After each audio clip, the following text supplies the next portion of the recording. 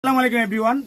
আমি সুনাই পাগলা মানে ফাউবাঙ্গা এর বেচার খুঁজতা নাই। আমি আজকে আসলে জগন্নাথপুর আসছি ডলফিন ফ্যাশনও।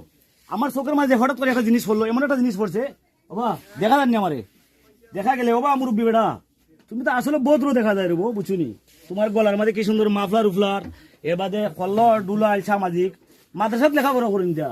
আমার কাছে তো লাগের বেড়া লাগানি তুমি লেখাপড়া করো, ই ফিসনে খেটা তোমার বড় ভাই নি বাবা হিবের দিয়ে দেখা যায় খেফুফ আছে তোমার মাথাত নাই। আমি শুনাই পাগলার পক্ষ তো গিয়ে বাতি যা তোমার খেফটা দিয়া যারা মুখ দেখা যায় না, ও বাতি যা মায়া লাগে রেবো তোমার লাগি রেবো।